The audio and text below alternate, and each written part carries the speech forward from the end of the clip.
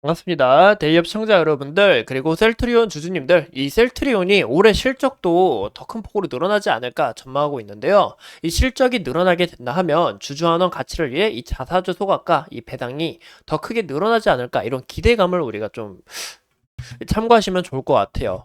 이 텔스리온이 오늘 또 공시가 나왔죠. 750억치의 이 자사주 소각을 하고 있는데 올해만 이 규모만 해도 이 1,500억이나 된다고 합니다.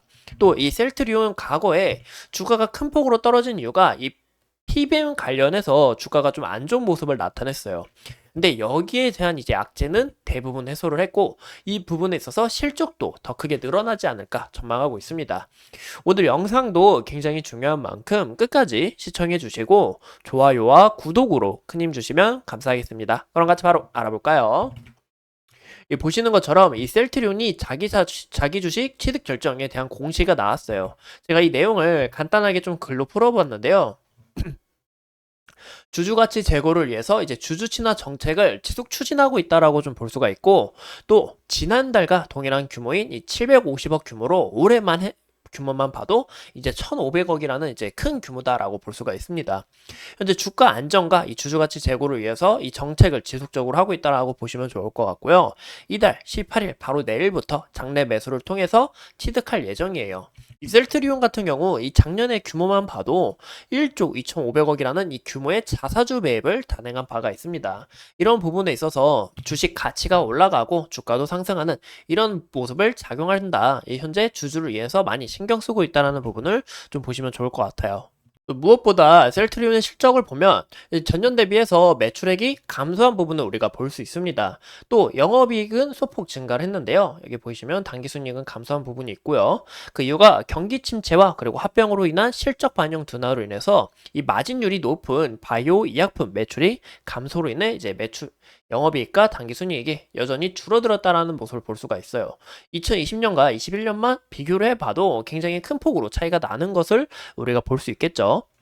다만 올해 좀 기대가 되는 이유가 이 합병에 대한 이슈도 있고 이제 올해 실적은 높은 매출 원가율로 반영되는 이 셀트리온 헬스케어의 이 재고 자산으로 인해서 이 매출 원가율이 60%에서 이제 40%까지 낮아질 전망으로 좀 보고 있습니다.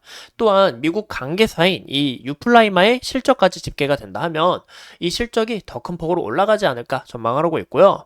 이 미국 유플라이마와 그리고 진페틀라 이 실적을 고려해 본다면 2025년에는 매출 원가율이 더 큰 폭으로 감소될 수 있다는 것을 참고해 주시면 좋을 것 같아요.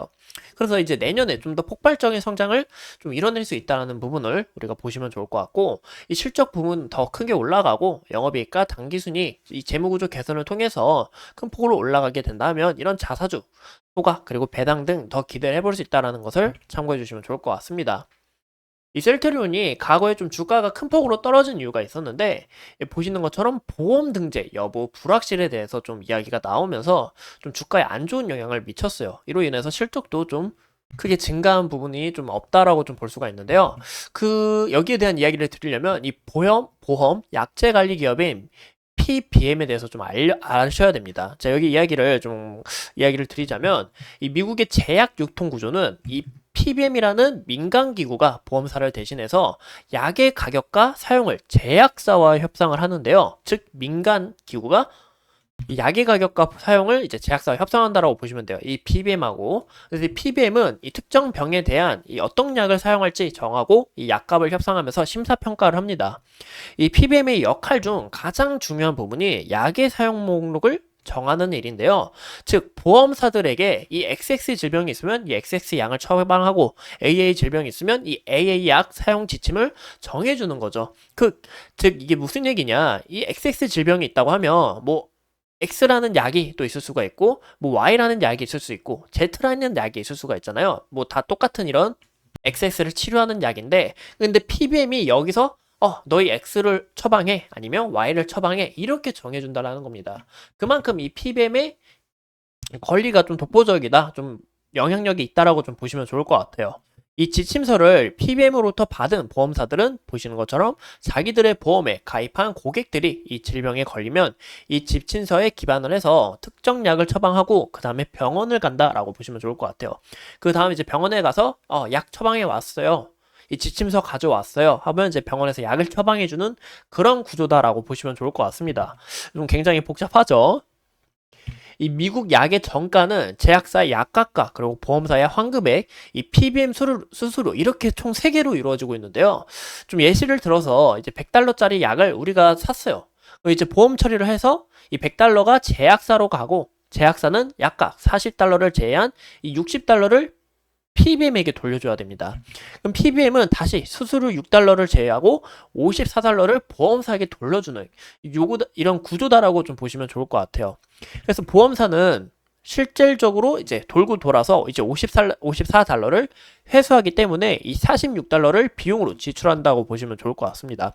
이 구조가 이렇기 때문에 이제 보험사들은 돌려주는 돈이 많은 이 PBM과 계약을 한다라고 보시면 좋을 것 같아요. 또 PBM 또한 이제 많은 돈을 이 제약사에게 좀 뜯어내려고 하면 이 뜯어내서 이제 보험사와 가져가야 좀 유리한데요. 그렇기 때문에 이제 미국 약값이 굉장히 비싸다라는 것을 좀 참고하시면 좋을 것 같습니다. 한국 굉장히 좋죠. 민영 안 됩니다. 이 PBM 또한 이 많은 돈을 죄송합니다. 이 제약사들의 매출이 늘어나려면 이 PBM이 작성하는 처방 목록에 자기 약이 포함되어 있어야 되고 특히 최상단에 노출되어야 된다는 거예요. 즉 예시로 좀 배민을 좀 예시를 들면 이 배민도 우리가 깃발 막 꽂으면서 계속 노출을 하잖아요. 우리 가게 주문해 주세요 이렇게. 약간 미국의 약 시스템도 그런 시스템이다라고 좀 보시면 좋을 것 같습니다. 굉장히 복잡하죠.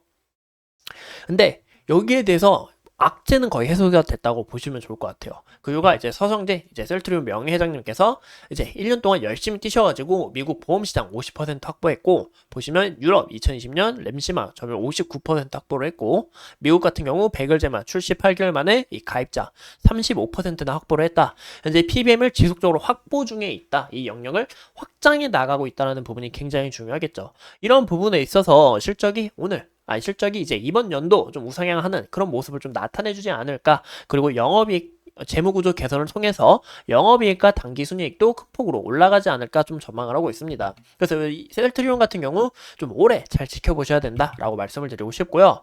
우리가 이 차트 부분을 함께 보신다면 오늘 주가가 상승을 했지만 어느 정도 차익 실현 물량과 함께 이렇게 보합으로 좀 현재 모습을 나타내고 있습니다. 현재 2시 반인데 종가가 어떻게 또 마무리되는지 좀 지켜봐야 될 것 같은데요.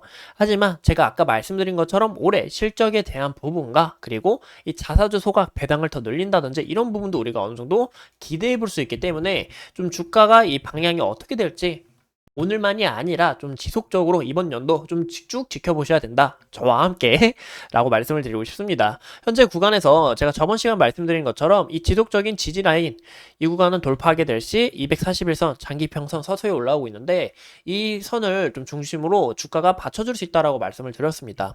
보시는 것처럼 이렇게 이탈되지 않고 좀 지지받는 모습을 나타내주고 있는데요. 현재 이 구간을 지속적으로 지지를 받고 다시 한 번 더 여기서 박스권을 그리다가 좀 우상향하는 그런 모습이 좀 이상적이지 않을까 전망을 하고 있어요. 만약에 241선 이 구간을 이탈하게 될 시 지속적인 지지 라인 그리고 저항 라인이 돼 주었던 이 구간이 그 다음으로 받쳐줄 매물 라인이 되지 않을까 지지 라인이 되지 않을까 전망하고 있습니다.